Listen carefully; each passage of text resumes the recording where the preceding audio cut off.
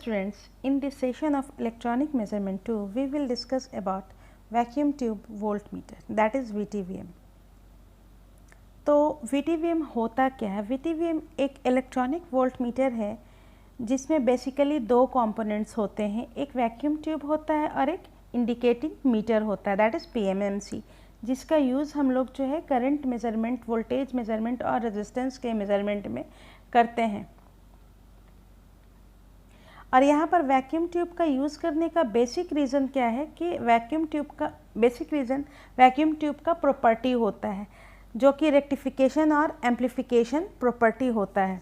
Okay, vacuum tube voltmeter में सिर्फ diode भी यूज़ कर सकते हैं जो कि सबसे सिंपल टाइप होगा, और अगर हम लोग उस सर्किट को कॉम्प्लेक्स अगर करते हैं तो वहाँ पर मल्टीपल डिवाइसेस यूज़ हो सकते हैं, जैसे एम्पलीफायर हो सकता है, डायोड रेक्टिफायर हो सकता है and other components as per requirement. Okay, practically जो है वैक्यूम ट्यूब वोल्टमीटर को 5 पार्ट्स में बांटा गया है। पहला है डायोड टाइप, दूसरा है सिंगल ट्रायोड टाइप, तीसरा है बैलेंस्ड ट्रायोड टाइप, चौथा है रेक्टिफायर एम्पलीफायर टाइप और पांचवा है एम्पलीफायर रेक्टिफायर टाइप। तो हमारा जो सिलेबस है इलेक्ट्रॉनिक मेज़रमेंट 2, उसके अकॉर्डिंग हम लोगों को नंबर 2 और 3 नहीं पढ़ना है, that means single triode type और बैलेंस ट्रायोड टाइप हमारे सिलेबस में नहीं है, बट हम लोगों को diode type, rectifier amplifier type, amplifier rectifier type पढ़ना है। तो हम लोग सबसे पहले आते हैं डायोड टाइप VTVM में। ओके, तो डायोड टाइप VTVM के बारे में जानने से पहले हम लोग जो है डायोड का कुछ बेसिक प्रॉपर्टी के बारे में डिस्कस करते हैं कि डायोड का बेसिक प्रॉपर्टी क्या होता है। सबसे पहले जो डायोड होता है वो एक यूनिडायरेक्शनल कंपोनेंट है, और वो क्या करता है कि करंट को एक डायरेक्शन में फ्लो करवाता है। ओके, कब फ्लो करवाता है? जब वो फॉरवर्ड बायस्ड हो, और रिवर्स बायस में वो कोई भी कंडक्शन नहीं कराता, कोई भी करंट उससे फ्लो नहीं होता है। और डायोड का जो VI कैरेक्टरिस्टिक होता है, दैट मीन्स वोल्टेज और करंट के रेस्पेक्ट में जो हम लोग ग्राफ प्लॉट करते हैं वो एक नॉन लीनियर ग्राफ होता है। इससे हम लोगों को ये पता चलता है कि डायोड का रेजिस्टेंस क्या है, वो नॉन लीनियर है। तो उसी तरह से वैक्यूम ट्यूब डायोड में क्या होता है कि दो पैरेलल प्लेट्स होते हैं, तो जब हम लोग पॉजिटिव वोल्टेज अप्लाई करते हैं तो प्लेट करंट इंक्रीज होता है, और जब हम लोग पोलैरिटी वोल्टेज का चेंज कर देते हैं, नेगेटिव वोल्टेज अप्लाई करते हैं, तो इन voltage current plate current flow नहीं करता है। और यहाँ पर हम लोग जो है VI कैरेक्टरिस्टिक अगर हम लोग ड्रॉ करते हैं वोल्टेज और प्लेट करंट के रिस्पेक्ट में, तो यहाँ पर आप लोग इस फिगर में आप लोग क्लियर देख सकते हैं कि ये जो ग्राफ है वो क्या है, नॉन लीनियर है। ओके, तो हमारा जो डायोड टाइप VTVM जो होता है वो दो टाइप का होता है, एक होता है एवरेज रीडिंग डायोड VTVM और दूसरा होता है पीक रीडिंग डायोड VTVM। तो इस सेशन में हम लोग सिर्फ एवरेज रीडिंग डायोड VTVM देखेंगे, नेक्स्ट सेशन में हम लोग जो है पीक रीडिंग डायोड VTVM के बारे में जानेंगे। ओके, तो चलिए देखते हैं एवरेज रीडिंग डायोड VTVM होता क्या है। तो यहाँ पर एवरेज रीडिंग डायोड VTVM का सर्किट डायग्राम आप लोग जो है इस ए फिगर में देख सकते हैं कि ये एक सिंपल सर्किट है जिसमें क्या है कि एक वैक्यूम डायोड है, this is the symbol of vacuum diode, this is the symbol of vacuum diode. एक सर्किल में दो पैरेलल प्लेट्स होते हैं। ओके, एक मैक्रो एमीटर है और दूसरा क्या है, लोड रेजिस्टेंस है। तो लोड रेजिस्टेंस हम लोगों को इंसर्ट करने की ज़रूरत क्या पड़ी?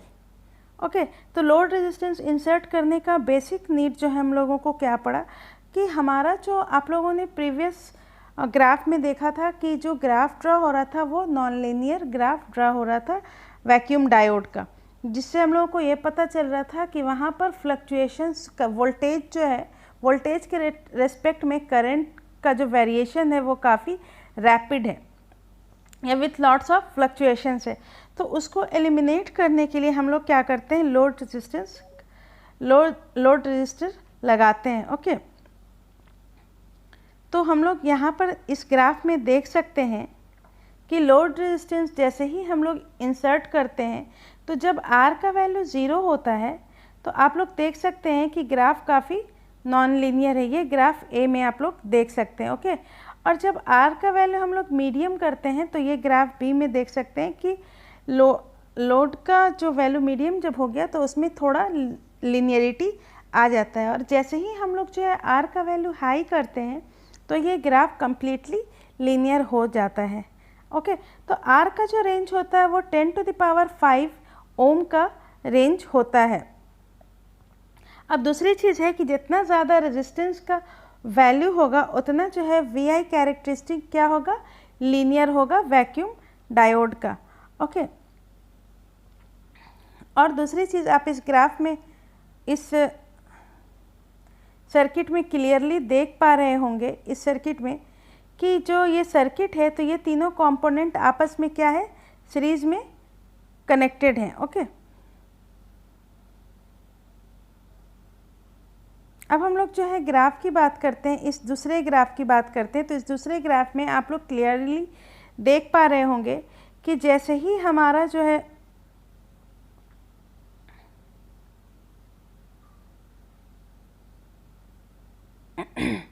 पॉजिटिव, ये जो है आपका इस y एक्सिस पर जो है आपका वोल्टेज का AC वोल्टेज है, और ये जो x एक्सिस पे है दिस इज़ फॉर करंट।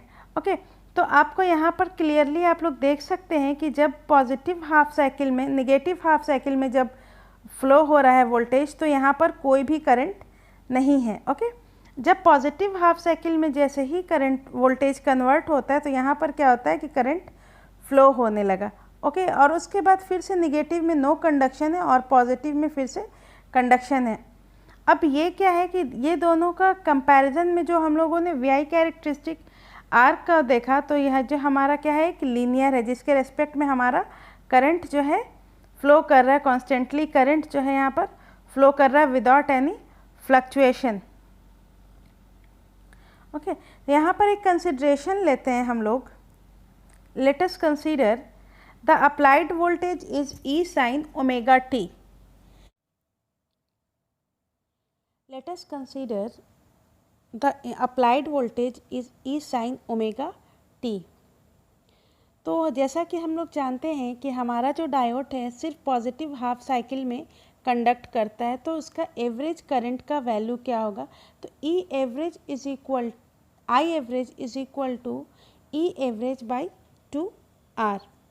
तो हम लोग को पता है कि by ohm's law I is equal to E by R, where E is the voltage and R is the resistance. But ये 2, तो ये 2 जो है, क्योंकि हम लोगों को पता है कि हमारा जो डायोड है सिर्फ पॉजिटिव हाफ साइकिल में कंडक्ट कर रहा है, जिसके वजह से हम लोग जो है वोल्टेज, एवरेज वोल्टेज को हाफ कर लेते हैं। ओके, अब नेक्स्ट देखते हैं कि I average is equal to E RMS divided by 2 into 1.1 R। तो ये 1.11 क्या है, ये 1.11 जो है ये क्या है, फॉर्म फैक्टर है, form factor of sinusoidal wave. और फॉर्म फैक्टर होता क्या है, form factor is the ratio of RMS voltage to the average voltage, that means के E RMS by E average is equal to form factor, जिसका value sinusoidal wave के लिए क्या होता है 1.11 होता है, जिसको फर्दर कैलकुलेट करके अगर हम लोग देखते हैं तो I एवरेज का जो वैल्यू है वो 0.45 E RMS divided by R होता है। ओके, तो इस कैलकुलेशन के हेल्प से हम लोग जो है एवरेज करंट के हेल्प से हम लोग जो है वोल्टेज को, RMS वोल्टेज मेज़र कर सकते हैं ईज़िली। तो अब जो है इस सर्किट का जो हमारा VTVM है, एवरेज VTVM जो है एवरेज रीडिंग डायोड VTVM जो है उसका हम लोग कुछ एडवांटेजेस देखते हैं। तो यहाँ पर सबसे पहला एडवांटेजेस है इट सिंप्लिसिटी। तो इसका जो कंस्ट्रक्शन है, आप लोगों ने सर्किट डायग्राम देखा होगा, तो इसका कंस्ट्रक्शन क्या है, काफ़ी सिंपल है। इसमें बेसिकली 3 कंपोनेंट होता है, एक वैक्यूम डायोड होता है, एक पीएमएमसी होता है और एक क्या होता है, रेजिस्टेंस होता है। ठीक है, उसके बाद नेक्स्ट इसका एडवांटेज है high resistance, high input resistance and low power consumption. तो आप लोगों को पता है कि जैसे लोड रेजिस्टेंस इसमें हम लोग कनेक्ट करते हैं तो उसका रेंज क्या होता है, काफ़ी हाई होता है, 10 to the power kilo ohm से एंड अबव होता है, 1 मेगा ओम तक उसका रेंज होता है, जिसकी वजह से जो हमारा मीटर है उसमें जो पावर कंजम्पशन होता है वो काफ़ी लो हो जाता है, जिसको हम लोग जो है जितने जैसे आर का वैल्यू बढ़ेगा इस इक्वेशन से हम लोग क्लियर पता कर सकते हैं कि जैसे जैसे रेंज आर का रेंज बढ़ेगा वहाँ पर पावर कंजप्शन जो है वोल्ट मीटर के अंदर वो क्या होगा, नेग्लिजिबल होगा। ओके, नेक्स्ट क्या है कि conversion of RMS to RMS reading to volt meter.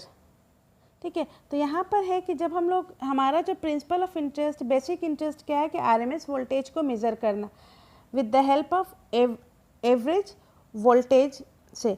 तो यहाँ पर जो है एवरेज वोल्टेज से हम लोग क्या करते हैं कि आरएमएस को ईजिली कन्वर्ट कर सकते हैं with the help of form factor ratio. Okay, तो उससे हम लोग ईजिली कैलकुलेट कर सकते हैं। बट जब हम लोग डायरेक्टली आरएमएस मीटर को कैलिब्रेट करते हैं तो वो बेसिकली हमारे लिए काफ़ी एक्सपेंसिव हो जाता है। तो ये एक एडवांटेज जो है होता है वीटीवीएम का, डायोड वीटीवीएम का। नेक्स्ट है हमारा डिसएडवांटेज। तो डिसएडवांटेज में सबसे पहला डिसएडवांटेज है इसका फ्रीक्वेंसी रेंज। तो यहाँ पर जो इंस्ट्रूमेंट का फ्रीक्वेंसी रेंज है वो ऑडियो फ्रीक्वेंसी तक ही प्रॉपरली वर्क करता है, बट इन रेडियो फ्रीक्वेंसी यहाँ पर जो वैल्व कैपेसिटेंस और distributed capacitance in series of the series resistance जो होता है, वैल्व कैपेसिटेंस का सेंस हो गया आपके डायोड में जो कैपेसिटेंस जनरेट होता है, डायोड में 2 प्लेट, वैक्यूम डायोड में 2 प्लेट्स होते हैं जिसकी वजह से वहाँ पर कैपेसिटेंस जनरेट होता है, और जो आपका डिस्ट्रीब्यूटेड कैपेसिटेंस है जो कि आपके रेजिस्टेंस के अक्रॉस जो जनरेट हो जाता है उसमें वोल्टेज डिवीज़न जो है वो प्रॉपरली नहीं हो पाता है, जिसके वजह से हमारा जो रीडिंग है, हमारा जो डिवाइस है वो प्रॉपरली आउटपुट रीडिंग नहीं दे पाता है, जिसकी वजह से हमारा एरर आ जाता है और ये इंस्ट्रूमेंट यूजलेस हो जाता है। नेक्स्ट क्या है, रिस्पांस टू लो वोल्टेज। तो यहाँ पर आप लोगों को पता है कि जो डिफ्लेक्शन होता है वो mean value, that means RMS value के प्रोपोर्शनल होता है। ठीक है, बट जब हम लोग इंस्ट्रूमेंट का जो डिवीज़न देखते हैं, स्केल का डिवीज़न देखते हैं, तो वो क्या होता है, लीनियर होता है और हायर वोल्टेज के अकॉर्डिंग उसमें जो है डिविजन्स होता है। बट लोअर वोल्टेज में जो है यहाँ पर काफ़ी सारी नॉन लीनियरिटीज़ आ जाती हैं। हाई वोल्टेज में यहाँ पे लीनियरिटीज़ शो करता है और नॉन वोल्टेज में क्या होता है कि नॉन लीनियरिटीज़ आ जाती हैं, जिसको हम लोग जो है डायरेक्ट मेज़र नहीं कर सकते। उसके लिए हम लोगों को ग्राफिकली मेथड का यूज़ करना पड़ता है, जो कि एक सबसे बड़ा डिसएडवांटेज है। और इस दोनों डिसएडवांटेज को एलिमिनेट करने के लिए हम लोग जो है peak reading diode volt meter के बारे में पढ़ेंगे नेक्स्ट सेशन में। Thank you.